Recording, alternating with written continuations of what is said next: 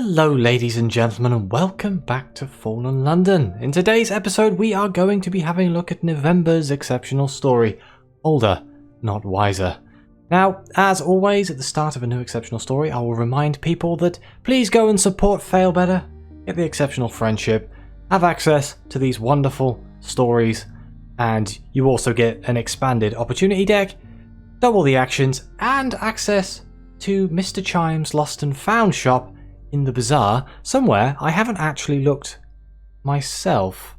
All I know is that you get rewards for every time you do an exceptional story, a memory of a tale. It gives you access to these wonderful things. But I have not spent any of my memories of a tale because I forgot about this place. But yes, keep that in mind. So without further ado, let's get into it. Older, Not Wiser, London. Crime capital of the Neath. London is never quiet, but today it is positively frantic. A lone constable attempts to ward off a bevy of enraged homeowners complaining about burglary. Pedestrians walk with their hands in their pockets, protecting their purses. Newspaper boys howl out warnings of a recent spate of thefts. So we have two options. We can talk to the harried spinster. A harried spinster negotiates with a street cat. She's trying to induce it to include her home under its protection. They have got stuck on the clause regarding spraying. Or we can talk to the newspaper urchin. If you buy a paper, he'll give you plenty of gossip for free. Let's go with the urchin. Throw him a penny. Are they ghosts or master criminals? The urchin points to reports on pages 2, 3, and 8 of the paper. But that's not where the real meat of the story is. It's the nature of the crimes that's got people rattled. Some say that it's being done by ghosts. When the urchin has finished miming a ghost, he continues. No one has seen the criminals. No one has a clue who they are. And if they can't be found, they can't be stopped. When you return home, all is not as it should be. Nothing is gone, but you are certain that someone other than yourself has been in your space. Ooh, they've invaded my home. Immediately after hearing rumours of an expert criminal gang, your home is burgled. It seems, perhaps, that they might have paid you a visit. While your house is in disarray, nothing seems to have been taken. It would seem that you're one of the lucky ones, inasmuch as one can be considered lucky when burgled. Still, if you're to deter a repeat attempt, you'll need to track down the perpetrators. The thieves achieved ingress through an upper window that they've left open. Reaching it would require a ladder or a rope from the roof. But it's middle of the day. Any entrance would be visible from the street. There have to be clues and witnesses. If we can interrogate a witness. The postie is doing his rounds. A constable is standing by a house opposite, talking with a char lady. Two children are playing hopscotch. The children have been playing all day, and they ain't seen no break-in. The postie has noticed nothing out of the ordinary. The constable leaps to surprised attention. What? There's been a burglary? When, however, you persuade them to talk more generally about their day, a different picture emerges. The children earned sweets by fetching the constable for an old lady in distress. The constable helped her get back into her home with a ladder. The old lady had locked herself out, and her cat was trapped inside, wailing piteously. You are investigating the worst of crimes, one done to your good self. Okay, so all we can do here is reach a conclusion. You were burgled, not haunted. The culprit was seen, just not noticed. The person who entered your house with the help of a constable was an old lady. Evidently, she relied on assumptions Londoners make about the old to burgle your house without suspicion. Who else was part of this scheme? The children? Probably not. They would have fled. Same for the postie. No, the old lady is the sole culprit. How you'll track her down is another puzzle. Perhaps you might find inspiration by clearing your head with a constitutional. You've only been walking a little while when you pass an elderly woman sitting on a bench, throwing food to the bats. He nods to the empty seat beside her. Want to feed them? The old woman holds out a paper bag. It rustles with squirming of many beetles. I like to give the bats fresh treats. She flings a handful of the insects into the air, blithely unconcerned that you'll both now inevitably breathe some of them in. Give me a few minutes of your time. Humour your elder. Okay, we'll join the old lady. This meeting so soon after the break-in? It is surely no coincidence. I'm so pleased I could catch you. My cat told me the questions you'd been asking, and I just knew that you must have worked out who was behind the break-in. She grins. Me, of course. I heard you had a reputation for stealth. Such a person could be useful to me. I wanted to learn more about you. She does not seem concerned that you might report her. Who would believe you? A frail old thing like me? If I had any such concern, I wouldn't have spoken with you. Oof, the prankish octogenarian has confessed to burgling you. Why? I'm looking to recruit a new member. The prankish octogenarian turns on you a warm smile. The kind normally applied when pushing freshly baked biscuits toward a beloved grandchild. I think I could like you. You've got brains. But do you have the steel as well? The guts you get from surviving the ravages of time? Have, in short, you got what it takes to keep up with the likes of me? She cackles. I've an important target in mind for our next job. Want to take part as a trial run? I'll need to see you at work before I can decide whether you should join us for good. So we have two options. Yes, you've survived what the Neath was thrown at you. There's nothing this old woman could propose that you couldn't handle. Or we do not raise to her bait. Whatever she wants from you, you will have no part of it. She must resolve her schemes some other way. Colour me intrigued. We're saying yes. I knew you'd be a dear. The prankish octogenarian pats your knee and hands you a bag of beetles. Finish this for me, would you? I'd best get along. Need to round up the others. The old lady leaps to her feet. Her walking stick is clearly just a prop. Meet me at this address in a couple of hours. The prankish octogenarian passes you a slip of paper. Be seeing you. The address is that of an almost defunct bridge club on Ladybones Road.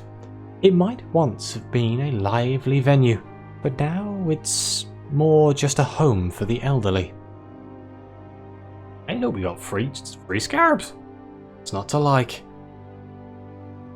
Let's head into the Ladybones Bridge Club. Ladybones Bridge Club is a greying building with windows blurred by dust.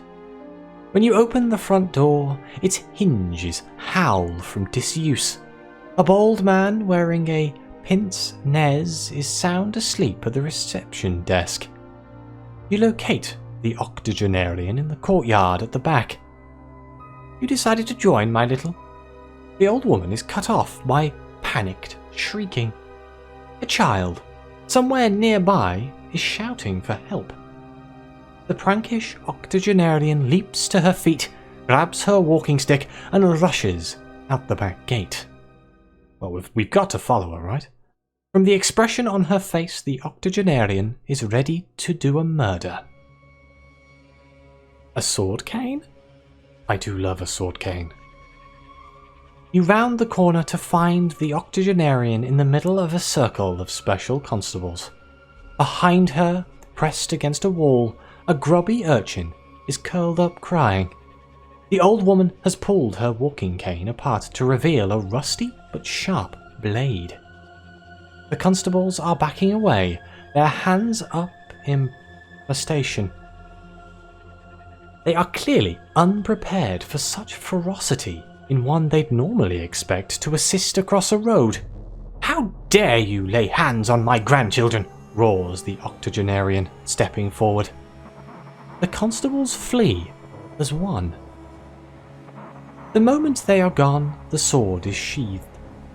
"Come now, you're safe with me," she crouches by the child. "What's your name, little one?" The child snuffles something unintelligible. The octogenarian glances up to you. "Go back inside. My sister should be there. Ask her for the first aid kit." As you re-enter the backyard, a woman emerges from the bridge club. But for the frown lines, she is the spitting image of the octogenarian, even down to the clothes. This must be her sister. When you ask her for the first aid kit, the sister looked startled. "Is it that bad?" She doesn't hesitate. She drops to her knees, and prints up one of the cobblestones to reveal a small box. Here. The jaded sister brushes dirt from her hands and follows close behind. The prankish octogenarian has persuaded the child to uncurl and is examining the urchin's arms. Bruises are already developing. "Cowards! Beating children!" You hand the box over. She pulls out a small vial. It contains a mere drip of a golden fluid. "Doesn't Albert need?" The jaded sister speaks softly, trying not to catch the urchin's attention. "It's not going to do him any good, and I can't leave a child like this." The octogenarian uncorks the vial and gives it to the urchin to drink. His bruises fade before they've even fully formed. "Oh," says the boy. "Oh, I better go before, The child flees, leaving the three of you to return to the courtyard. The twins gave the urchin a drip of an amber healing fluid. I wonder if that's something to do with the Hesperian cider stuff. Because that's an interesting one. Sorry about that. The prankish octogenarian shakes her head. He's never quiet around here, but normally it's because of something I've done, she grins.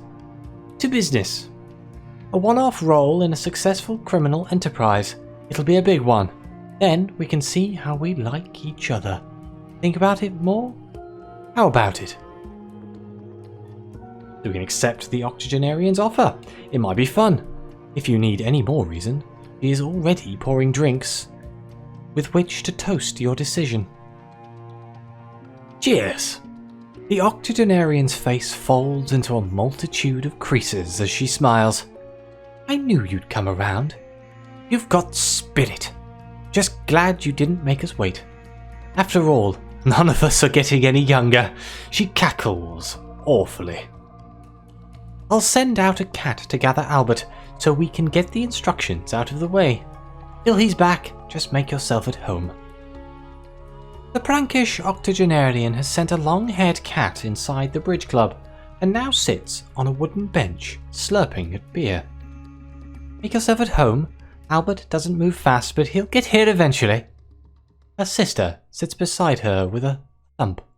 Don't you think we should talk about this? Inviting some stranger in and excluding your own family? Listen to the jaded sister. The prankish octogenarian rolls her eyes, but her sister is undeterred. She will be heard, even if it's by you instead.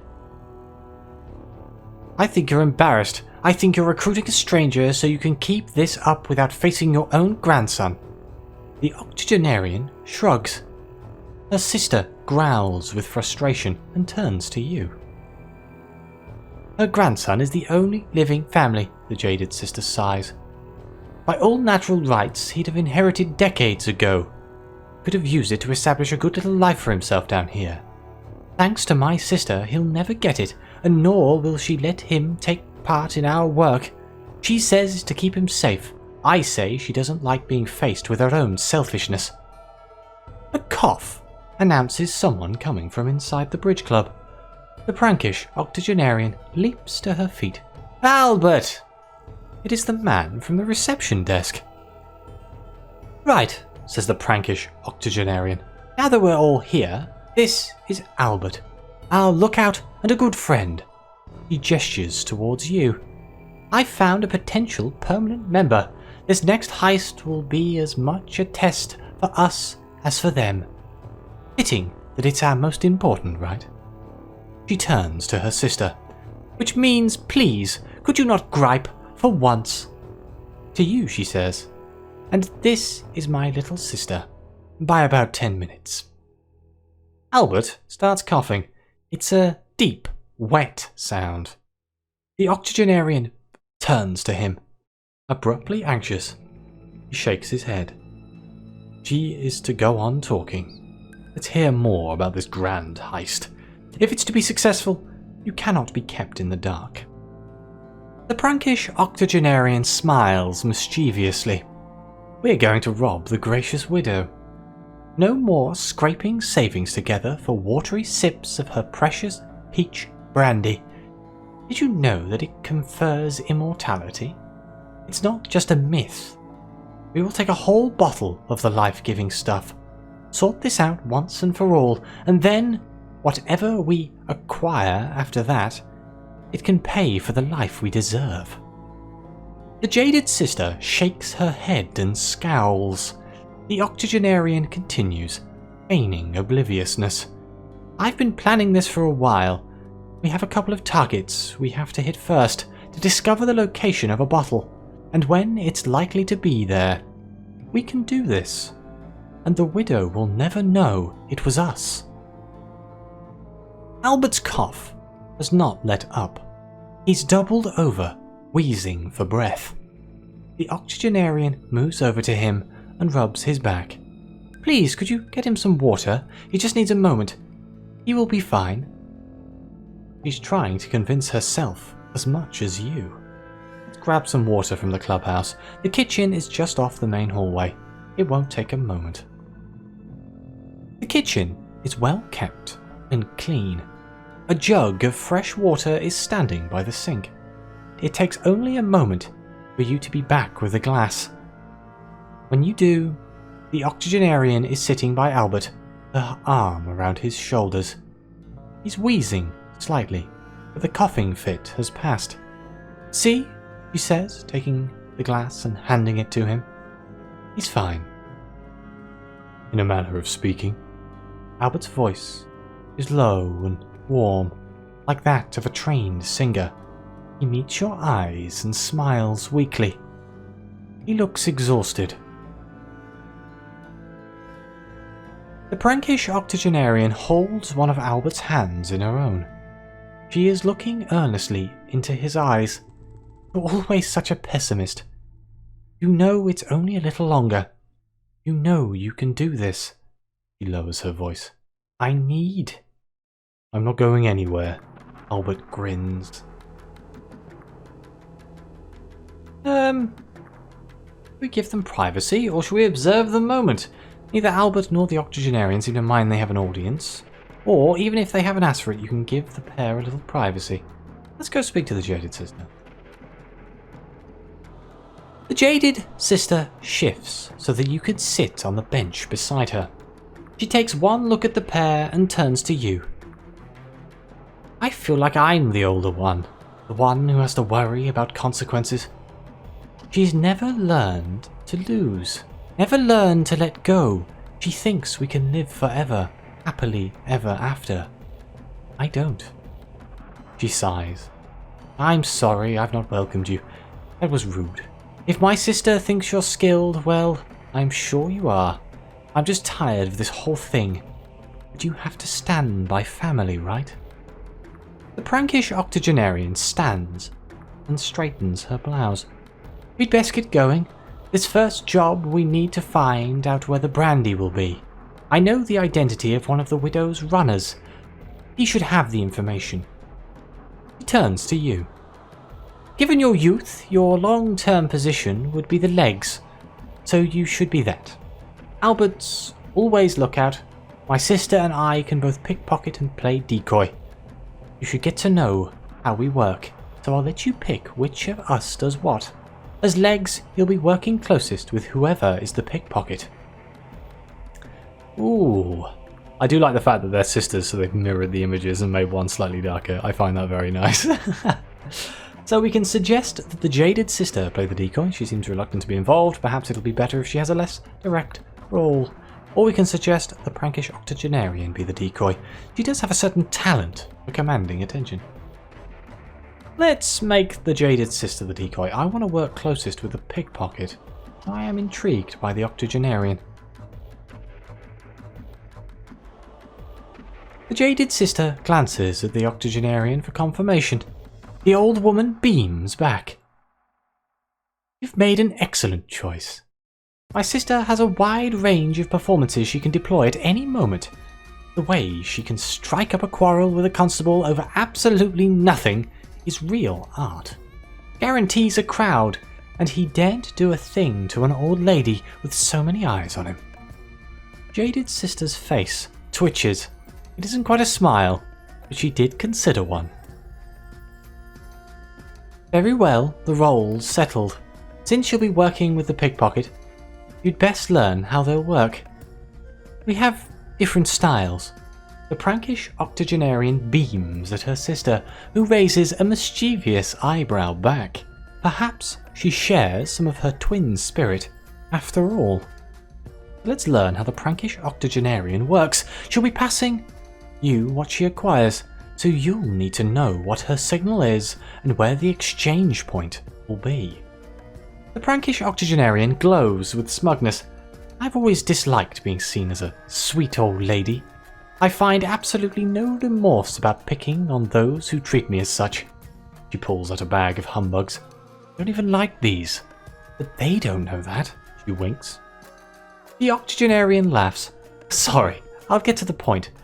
I'll bumble around till some busybody decides they know better than I do about what I'm doing.